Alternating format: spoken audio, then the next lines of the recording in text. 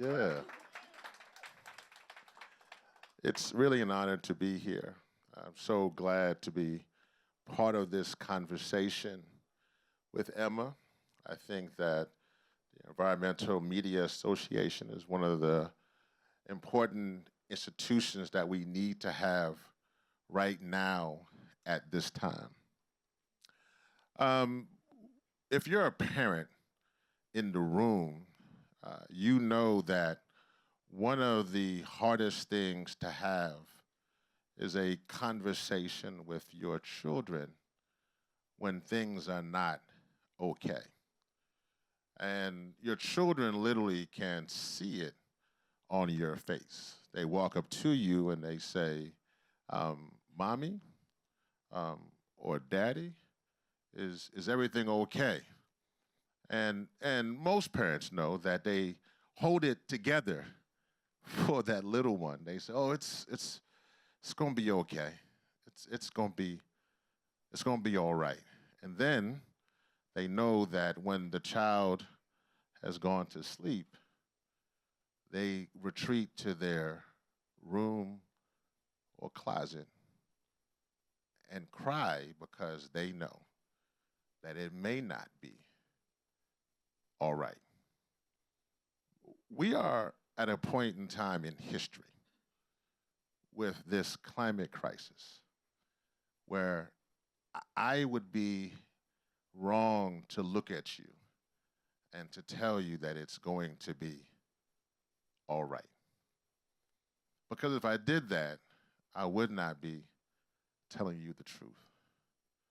The reality is that we are at a moment right now where in India, the temperature last week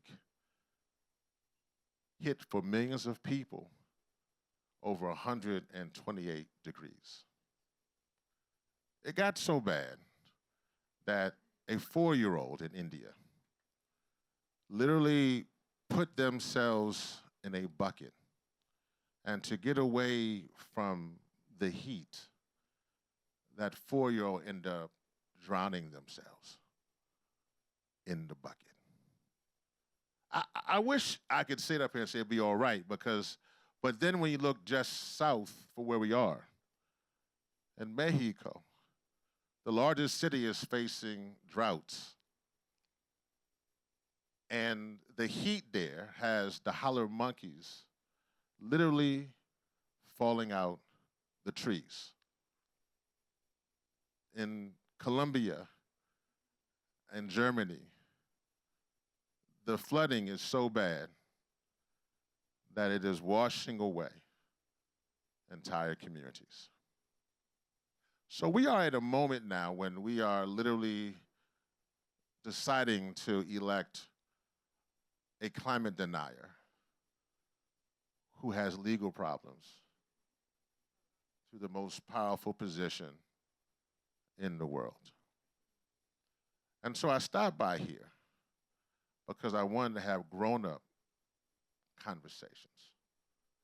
Not the child is going to be all right, but the conversations when we as human beings, black, white, brown, red, male, female, straight, gay, theist, atheist, humans, have a conversation about our existence and our humanity. And so we have some things that we can do. I at Hip Hop Caucus and many other folks in the industry have been putting forth, and you will hear shortly from the amazing, phenomenal Dream Hampton, one of many folks who are lending their skills. And if you hang around long enough, you will see the singing ability of the amazing actor, Anthony Smith, joining in with many others, and my good friend Ed Bailey Jr., I think you heard from earlier, joining in to do all we can. But this is what I think needs to happen. I believe that right now, that funding needs to go to the creation, storytelling, narrative community. I believe that what needs to happen now, the last line of defense, is you. literally you. It is the story writers. It is the poets. It is those who are acting.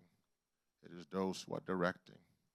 You are the last line of defense for humanity, because you are the only one right now who possibly can change public opinion.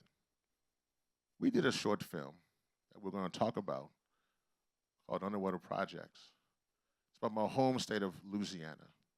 I was born in Shreveport, but I was literally born outside of a place called Cancer Alley, a place between Baton Rouge and New Orleans where my community is dying because the fossil fuels industry business plan means a death sentence for our community. But I'm also reminiscing that next year is the 20th anniversary of Hurricane Katrina. And the one thing that haunts me is the fact that I was not home when that happened. And I will tell you that when the storm waves hit and the water rose, I think about Mama D, a beautiful black woman, which I actually feel if we have a matriarchal black woman, queer, young people-led climate movement, we would be in a better place, actually. But Mama D lived on Derjewan Street. And when the waters rose, Mama D went out there with her son and the senior citizens as they began to float down the street. She would go out there and catch them and tie them to a tree because she says, those are my neighbors, and I can't allow my neighbors to wash away. Let's not let our neighbors wash away. Let's not let our family be consumed in heat. Let us use our skills that we have to change the world. I now want to present to you a documentary that we did at Hip Hop Caucus called Underwater Projects with Wanda Sykes. This is the trailer, but let us fight for humanity. Let's play the video now. Thank you. I believe that the Hampton Roads Norfolk can be the place of solution. Yes, you're ground zero. Yes, you're in harm's way. But yes, you can be the solution to the rest of the country and the world to fix this climate crisis.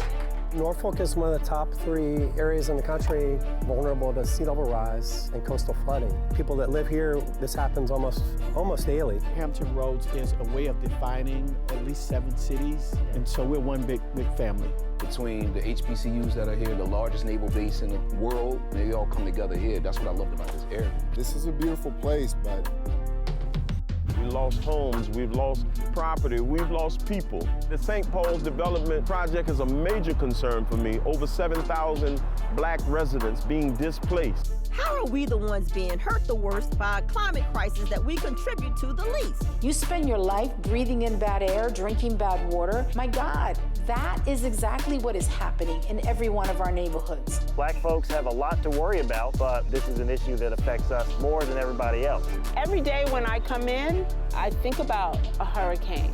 In a minute, it can all be swept away. We got to figure this out. We don't have any other choice but to figure this out for our future.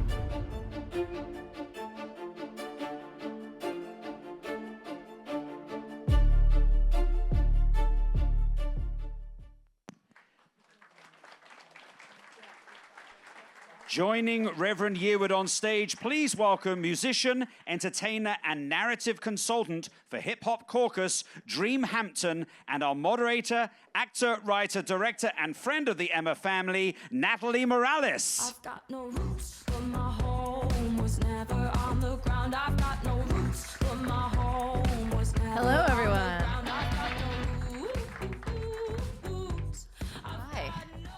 All right, that was fun to be called a musician. Are you not a musician? I cannot carry a note with a Let's just tell everybody that you can. I'm a writer, filmmaker. Hi, everyone. And Good now morning. you're a musician. Rev, can you tell us a little bit about Hip Hop Caucus and about the climate storytelling work you're doing in Hollywood? Yeah, Hip Hop Caucus is an amazing organization that is creating content that, as I just mentioned, is critical to help us change the narrative. I think also it's an environmental justice organization, and it's being led by particularly women of color, young people, people from the queer community are in that organization from top to bottom. So that's exciting to be in that type of institution. I would also say that I think that it is breaking some of the barriers that is happening right now. I think that I also wear some donor advising hats. And one of the things that I realized, and I kind of alluded to this earlier, was that we have some things to do within our own movement. And so with Hip Hop Caucus, it's pushing those buttons, so to speak, to help that change.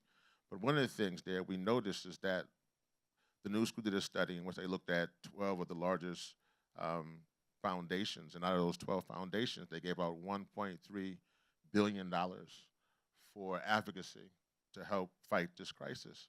Sounds great, but then only 1.3% of that, 1.3 billion, went to BIPOC and women-led organizations. So while Hip Hop Caucus is a part of that, again, I just want to make sure that if we're not funding orgs like Hip Hop Caucus and other orgs that are from the EJ community, then I think that that's also something that we need to look at carefully. Well, that's a good lead into my next question, which is systemic racism and environmental justice are deeply intertwined, as your movie explores.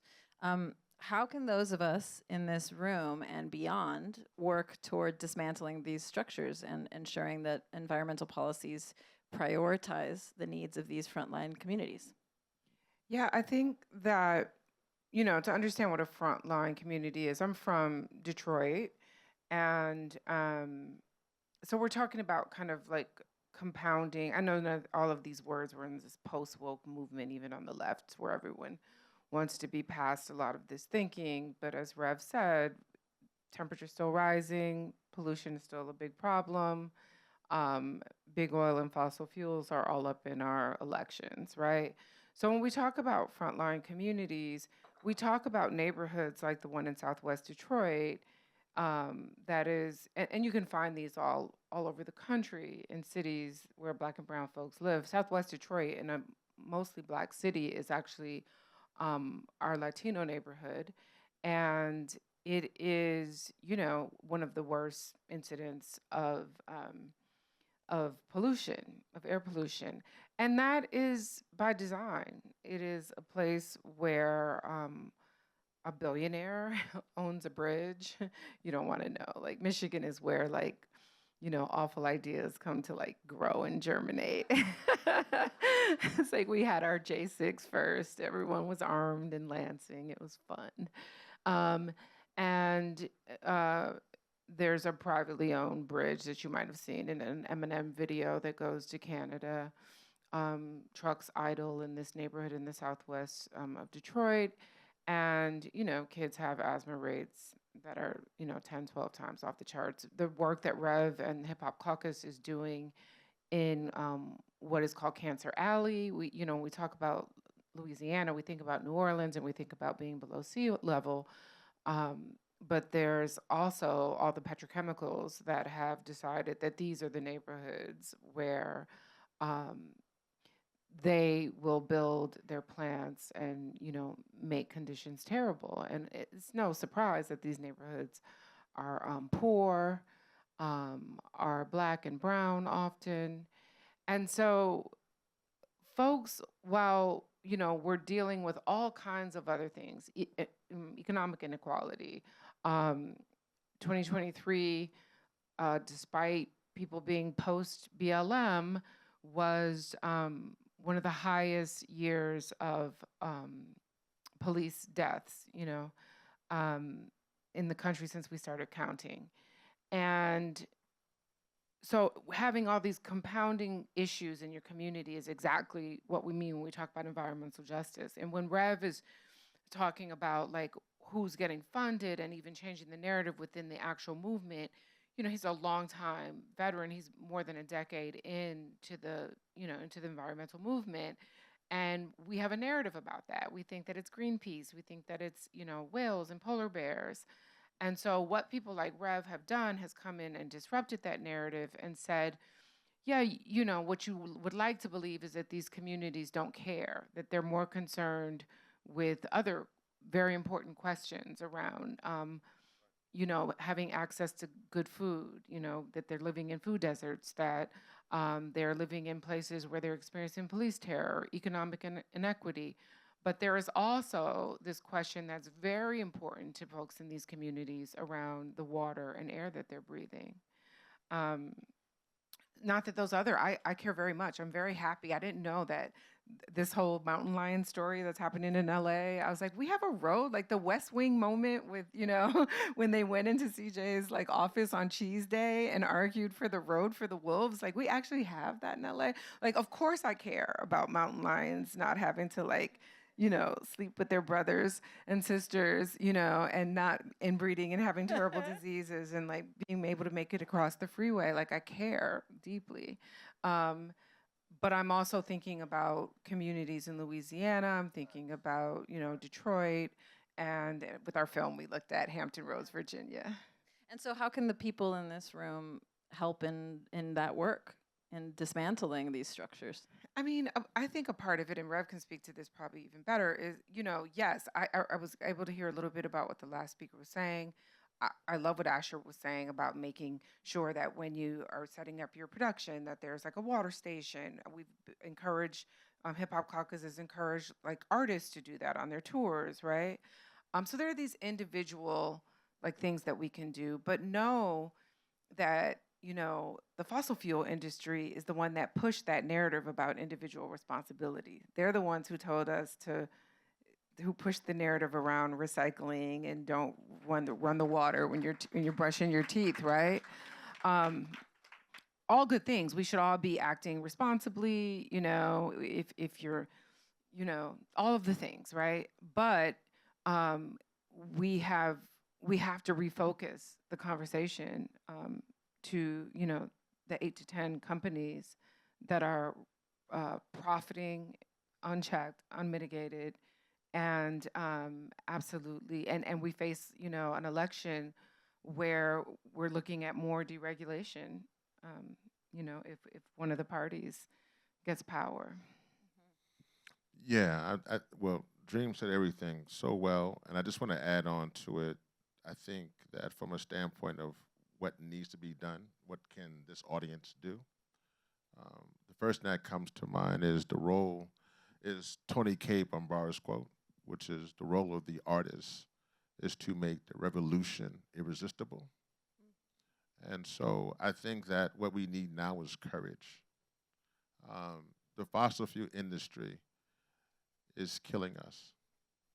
They are literally understanding now. They have understood. We have legal records. Shout out to Vermont recently, who passed laws to hold the fossil fuel industry accountable for the damage that it caused to Vermont. And hopefully other states, New York and Maryland, others take that and run with that as well. I hope we could have had Bernie. I'm still a Bernie bro. I was an Elizabeth, girl for a minute, but then, yeah. Anyway, keep going. Sorry. I know. Dream is so funny. We've done a comedy climate too. So shout out. I mentioned Anthony Smith. She's actually one of the EPs on our climate comedy, Ancient Moore's Heat Wave, which actually precedes Underwater Project. So that's actually fun. But the one thing I would say for the movement right now, which is needed, is courage. And I mean that. I've said this often, and I'll say it again, that 100 years from now, 21, 24, nobody in this room will be here. I mean, speak for yourself. No, I'm pretty confident. Unless you find some really good drugs. Then you can find me. You don't know what I have access to. No, you can find me on that. Yeah. But the reality is that what will be behind will normally be our art, our music, and to some degree, something to leave for another generation to show them that somebody fought. Because I'm sure if they don't have clean air and clean water, they're going to wonder what the hell we were doing. And so they see the movies and see that. They're going to be like, oh, okay, there was a remnant that was fighting. But the thing that we need now is courage. And so the first thing we need to know is that the fossil fuel industry is an evil industry. They are literally, in my home state of Louisiana, they are building plants on former plantation sites. That is how despicable they are. Understanding how much slavery was just an abomination on this country, they then are building their petrochemical and plastic facilities on those former plantation sites. Also knowing that now, particularly for Black women in large numbers, and all women, they're now finding large amounts of plastic in the placenta, large amounts of plastic in testicles, large amounts of plastics in our bloodstream, causing it to harden and have heart attacks, so that communities who are vulnerable, it is killing them. So when you are dealing with, and also knowing that this industry knows that we're going off a cliff, that they are suicidal to the point, they are also mortgaging and putting their own kids' future at risk. Like when you have something that is willing to sacrifice their own kids who will be dealing with this, you have an industry that you have to deal with differently. So for us, we must have courage, and we must be able to speak truth to power. We must break our silos of being, well, I'm over here in the LNG bucket, I'm over here in the plastic bucket, I'm over here in the youth movement, I'm over here in the eater. We must break the silos down so we can be unified, because that is the only thing that will take down this industry that is so hell-bent on all of our destruction. Thank you for that.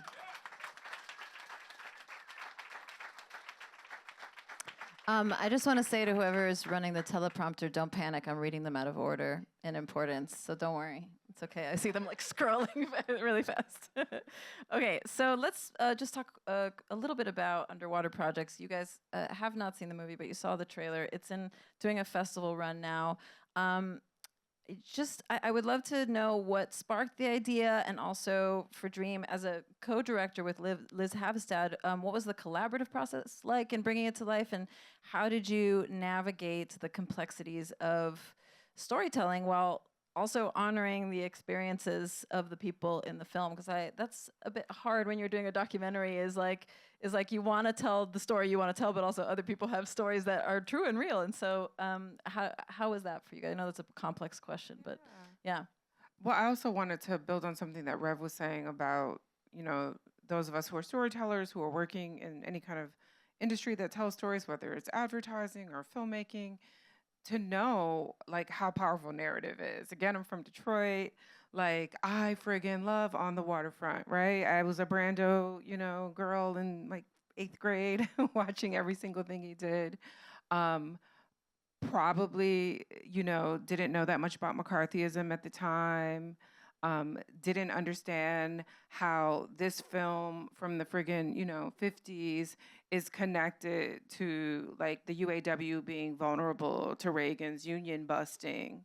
By the time, in the 80s, my parents are losing their jobs, right? Like, I don't make that connection as an 8th grader who's falling in love with Marlon Brando, or a young Marlon Brando, right? But this is the seeds that are being planted. These are like the 30-year-old seeds. The GOP does this well. They throw out 3 words that have nothing to do with reality: partial birth abortion, and then we'll lose Roe, 3 decades later, because they just keep saying it for 3 decades, not rooted in reality, right? Like, we had so many anti-union films, so that even I, growing up in Detroit, a union town, like, had narratives. Well, they're corrupt. Well, they're this. Well, they're that. Like, I literally, not because I had been in a union as like a teenager, it was just that I had received these messages from Hollywood, right? They were messages that aren't that subtle and On the Waterfront, right? But they were a pattern. They were storytelling. It was embedded in this business. I'm not saying that I didn't see Norma Ray and like a couple of other moments that were disruptive. I was thinking about like, wow, if George Clooney knew that like the petrochemical companies were building shit on, you know, plantations, like he would totally be all over that movie, right? Like after he finishes his Boeing piece, right? This is what I imagine George Clooney is doing, right? And that detail. Something going on there. Right. Something going on. It was all on George, right? But you know, like we have to know. I mean, World War II, obviously, you know, you have, you know, immigrants that have been coming to California from Eastern Europe since the top of the 20th century. But after the Second World War, we are getting narratives about how evil, you know, that regime was, and they stick to us today. They're embedded in Marvel stories. They're embedded in like anything that, you know, we see, and that's because of narrative. Like there was an anti-fascist narrative, right, that was happening in this country, in Hollywood for a long time. So the idea that like we shouldn't be political in our storytelling, it's just not true. We always are, you know. It's just about what stories we decide to tell. So when Hip Hop Caucus invited me, and I was invited onto this project, and one of the things I love about the principles of Hip Hop Caucus is that, you know, they truly believe that wherever there's a problem, there are already people on the ground working on that problem, right? So in terms of your question around in you know, being responsible to the voices that were already on the ground being impacted by this area, Hampton Roads in Virginia, which is more vulnerable, it's more below sea level than New Orleans. So of course there are people already organizing around this. The seawall ends where the housing project begins, where historically Black housing from, you know, housing segregation days, which are right now, the seawall ends where the housing project begins. So of course there are Black folks on the ground organizing about that. So our job is to be led by them, to try to tell a story that people, you know, when I also learned, you know, when John Kerry gets appointed the Czar of Climate Defense. I was like, what kind of title is that? You know, like, and what that means is that we don't say where our nukes are, like the Navy doesn't say that, but they're 100%, you know, in the Hampton Roads area, right? We have nukes there. And that naval base is like sinking, right? So then it becomes like, forget the housing projects and these poor Black folks that are like, you know, in Hampton Roads, Virginia, they just need to move. But now let's talk about, well, what's the Navy gonna do? Where they launch their nuclear subs from? Like they're literally about to go underwater. And this is an afterthought. This is something that could have been prepared for decades ago. You know, those of us who are here in Hollywood know that, yeah, the first copy of Citizen Kane is safely in a mountain in friggin' Utah. Or Colorado, like when fires started coming, when earthquakes, like all the plans and the contingencies have been made. Like you can't find, you know, a Chaplin fucking first print here in LA. No, like they've stored their stuff in the same places where the government has stored them, in places in Utah and Colorado. So there's planning for this happening on particular levels, right? And it's not happening for our communities. And so we talked to people in the Hampton Roads area, and I'm sorry, I'm going over time and I'm gonna stop, but we talked to people for our film who are making, and we try not to use the word resilience a lot in the movement right now because we don't want people to have to be resilient. We want them to have the same kind of support that the Naval Academy is gonna have, right? That their lives are just as important as these like zillion-dollar subheads. But, you know, in the meantime, they are taking care of themselves. And we wanted to tell that story. And Wanda Sykes, who's from Virginia, came to bring a bit of levity and help us with some animation to unpack some of the history of Hampton Roads, which includes Indigenous folks saying, hey, you know, you colonizing genocidal people, like we're totally not down with you, but you shouldn't terraform this piece of land. There's a reason we didn't build here. They told the same cats who went out and built mansions in Malibu that too, but nobody listened. And that what Rev is saying about, oh, you don't care about your own kids and grandkids. I love that Lakota principle about like every plan we make, let's make it for 7 generations. Yeah, that's a great question.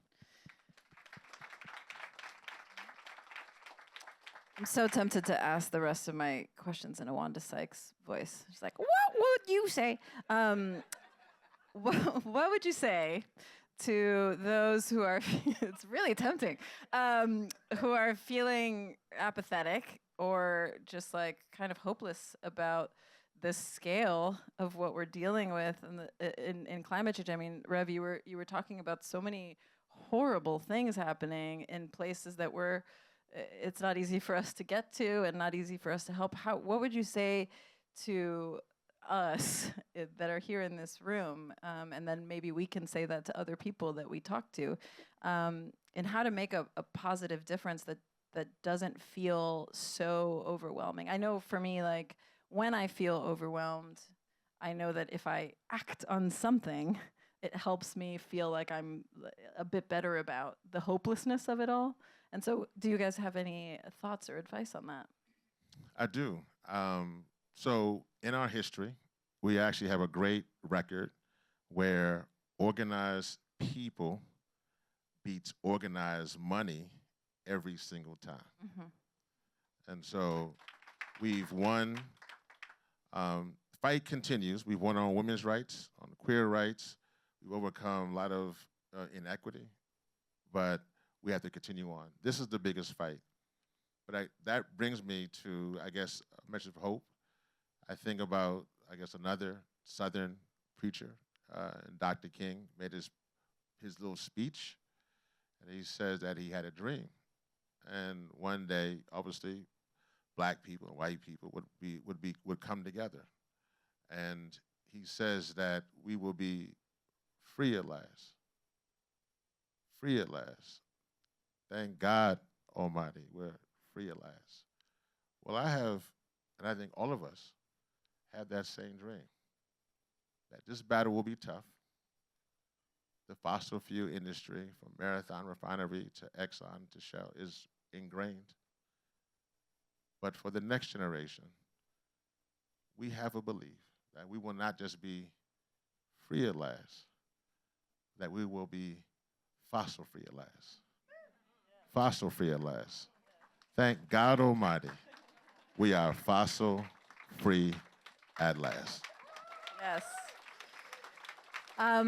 Thank you all so much. I'm going to say a number, and I don't know if this is anywhere else, but I have this on my piece of paper, and it's you can text climate to 79591 to join Hip Hop Caucus's text list for underwater projects, info, and more stuff. I'll say that again if you want to write it down. 79591, and you have to text climate to that number, 79591. You got to text climate too.